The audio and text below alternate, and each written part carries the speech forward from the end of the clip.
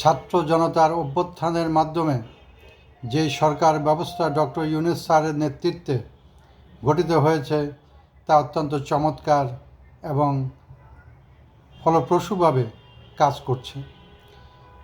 এই সরকার সবচেয়ে যুগান্তকারী যে পদক্ষেপ নিয়েছে তা হলো ওনারা রাষ্ট্র সংস্কারের জন্য কয়েকটি কমিটি গঠন করেছেন। এই কমিটিগুলো অলরেডি সুপারিশমালা প্রধান উপদেষ্টার কাছে পেশ করেছেন, কিন্তু অত্যন্ত দুঃখের বিষয় এই সুপারিশমালা এখনও এদেশের জনগণ জানে না, সাধারণ মানুষ জানে না, আম জনতা জানে না। জনগণকে যদি এটার সাথে সম্পৃক্ত না করেন, জনগণের মতামতের মূল্য না দেন, জনগণ যদি এটাতে সাপোর্ট না দেয়, তাহলে এই ধরনের সংস্কার কখনো সাস্টেনেবল হয় না এবং হতে পারে না। পৃথিবীর ইতিহাস সেটা বলে না।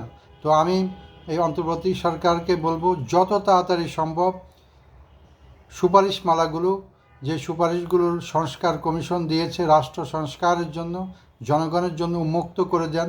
যত রাজনৈতিক দল আছে তাদের সাথে এটা নিয়ে আলোচনায় বসেন, নাগরিক সমাজের সাথে বসেন, মানুষকে সম্পৃক্ত করেন এবং মানুষের মতামত, রাজনৈতিক দলগুলোর মতামত নিয়ে এই সংস্কার কমিশনের সংস্কারগুলো বাস্তবায়ন করেন এবং মানুষের জন্য এটা উন্মুক্ত করে দেন। তার ফলে আপনারা সেফ এক্সিট হবে, আপনাদের জন্য ভালো হবে এবং রাষ্ট্রের মানুষ মনে করবে এই ক্ষমতা আমার, আমি সংস্কার করেছি, এই সংস্কারের মাধ্যমে আমার রাষ্ট্র ব্যবস্থা গঠিত হয়েছে, আমি তাকে এখন যতটুকু পারি হেল্প করব। মানুষের মধ্যে এই ধরনের একটা ধারণা সৃষ্টি করার জন্য এগুলি করা দরকার। ধন্যবাদ।